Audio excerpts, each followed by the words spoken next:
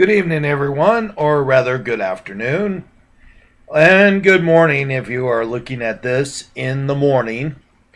It's your old friend, Mr. Earl C. Hedges Jr., also known as Action Jackson on Battle Pirates.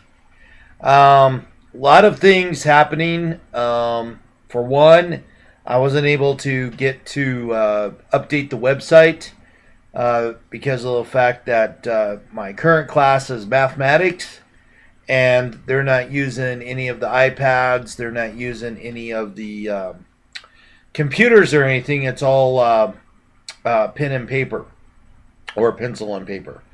So I've been doing a lot of math and long calculations and showing my work and that type of thing because that's what the teacher wants. Anyway, I had Michael Manning this month for mathematics, and I have him next month for mathematics as we go from basic mathematics this month to college mathematics next month, including pre-algebra and algebra problems. I've been having a lot of difficulty with math. First part of the month, I got a D minus on my test. This part of the month, I must be doing better because I got a C minus on the test and I passed, woohoo, with a 72.60%, which means I got a C minus, but I still passed. Woohoo. So that was important to pass that. So I apologize to everyone for not making these videos, but I have been very, very busy. Today is like my first day off of not being able of not doing any type of homework. My first day off from not doing any type of gaming. What am I doing today? Well, I'm still working on gaming stuff, but at least I'm not like playing and DMing and that type of thing on Friday like I was. Pendragon Fridays have been totally put on hold as the players have basically gone and done their own different things. So that campaign kind of went by the wayside. There's only one campaign that I'm DMing for now, and that's Wednesdays at Isle of Games at 6 p.m. I am doing the Adventure League, Curse of Strahd hardback book. Yes, we are into the Curse of Strahd hardback book, in case you haven't seen the earlier videos. I'm really enjoying Curse of Strahd a lot better than I have the other two. I really was not happy with Rage of Demons. Really not happy. A lot of people say that they were happy with Rage of Demons, and hey, if you liked that type of play and you really liked the Rage of Demons scenario, then that's fine. But I just did not care for it. So I didn't care for Rage of Demons, and I probably would not pick it up or buy it. But I might go back to Hellsfire and run the rest of the AL mods for Hellsfire, because Hellsfire was a little bit more balanced in my opinion than Rage of Demons hardback book was. But moving on, there is a new DM screen out for Curse of Strahd, and the new DM screen, it has some really cool artwork on it, just like on the book. So it has a picture of Strahd and Madame Eva. On the inside cover, it has Castle Ravenloft, cool rooms of Castle Ravenloft, and on the other side, including random encounters right there, if you can see the random encounters for Castle Ravenloft. And then the cool thing is it's got a map on this side of the GM screen, so the GM can have his own map. And then it also has tons more of encounter tables. So, yeah. So, tons more of encounter tables, and I know you guys probably won't be able to read this because of the fact that for some reason this camera puts it backwards. I don't get that, but oh well.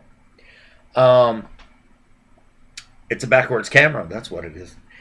Anyway, but also it gives you the Barovian locations as to where you're at, and so it helps, having this in front of you and everything else. Plus, it also has Barovian names, female names, and family names on here, and male names. So that's kind of useful and cool. Um, I am currently running Chapter 10 Wizard of Wines Winery, and they will be setting out for to deal with Yarsenal Hill in the next segment, which is chapter 14. Um, so basically, what's happening is it's kind of sandboxy, so you don't run the chapters um, in order. Like for instance, the Barovian village is chapter 3, and that's the one that you start with, because chapter 2 is just describing all of the lands of Barovia, and chapter 1 is Into the Mist, and the introduction is basically returning to the classic adventure of Castle Ravenloft, which is kind of cool. And there's also a nice little foreword to Ravenloft revisited by Tracy Hickman, which is awesome. So what you do is you run the death house, and then so basically what it is werewolves are attacking the Sword Coast, and they're not just attacking little piddly villages. They are attacking the main streets of Neverwinter, Waterdeep, and Baldur's Gate, in which Stradvan Zarvich has released the werewolves onto the Sword Coast for one purpose: to eat, devour, and to pull adventurers to him. So with this in mind, the Baldur's Gate area, the Neverwinter area, the Waterdeep area, and all the other areas have called forth adventurers to deal with the werewolf problem, and the werewolves basically retreat back into the mist as soon as they hit, and as the PCs follow them, they find themselves basically in the woods, and then they find themselves all of a sudden into Barovia. And so they find an old house, and they basically, there's a storm coming, they find an old house, and they basically need to get inside for shelter and start investigating the death house and realize, oh crap. And then when they exit the death house, they're in the streets of Barovia. Yeah. So anyway, so that's pretty much the start of it, and then you run the village of Barovia after the death house, and the village of Barovia is a third level adventure. The death house takes you from first to third level, so, and it's kind of like the old Ravenloft classic House of Lament with the other house things. So it's definitely the standard haunted house, death trap, and it's kind of really cool. And I had fun running it. My players had fun playing it. It was a lot more balanced, I think, than the prison scenario in the Abyss handbook. So I think they did a lot better job. With that in mind, this is another edition of Erland's updates. Yes, I am tired. I am going through stuff. But I just wanted to give you guys a quick update and let you know that I passed my class, and let you know where we're at in Curse of Strahd, and to show you the new DM screen. So that's my critique for this week. What are my favorite adventure paths that D&D has put out so far? I'll tell you what. I enjoyed Horde of the Dragon Queen, and I enjoyed running the first part of Rise of Tiamat. I didn't get a chance to run the last part of Rise of Tiamat because the table broke up and I started a new table. So, if I should have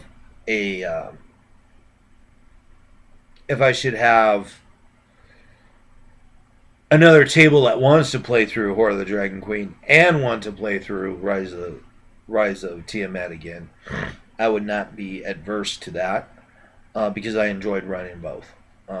But I'm really enjoying Curse of Strahd, and with the AL mods being dropped and fixed, there's going to be other things that are going on. And yes, if you're seeing me yawning and whatever else, yes, I know it's going to probably be catching. So watch this towards the end of your day, and that won't catch. Then you won't be as sleepy as I am. Probably go off and take a nap here in a few minutes, maybe. But what else can I say about D&D? I haven't really. I ran and played parts of Elemental Evil. I'm still like the jury's still out on that one. Um, I don't own the hardback book.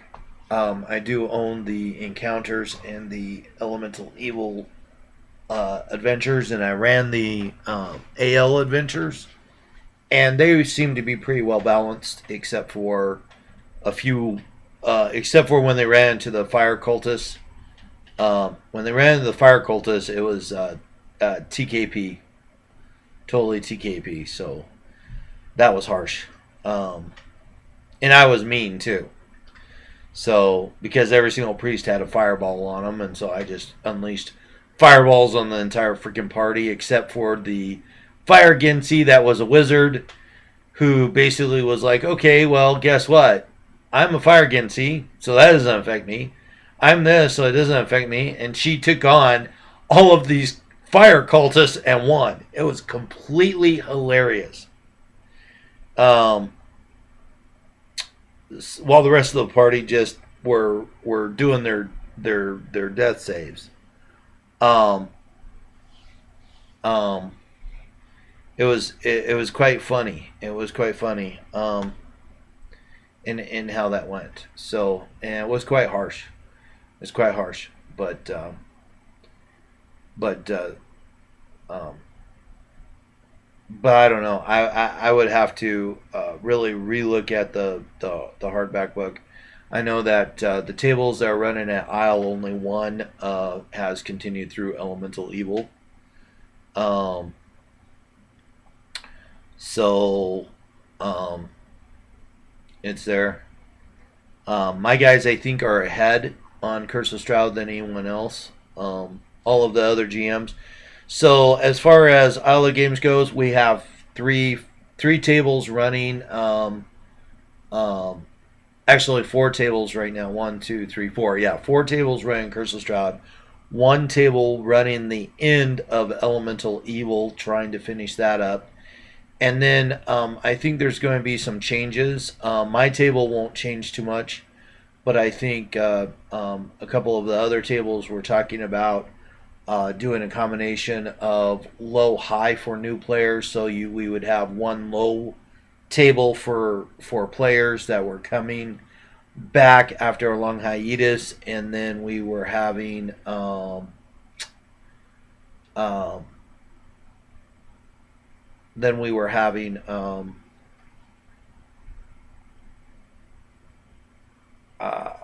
going to have another table for higher levels that had previously played and dropped out, but were coming back and needing to have a DM and a table, and basically do nothing but one shots on those two tables. Just 2 to 4 hour one shots, and be done with it without doing any type of storylines or something. Um, so I don't know how that's going to work out, but I leave that up to Isle of Games people to decide.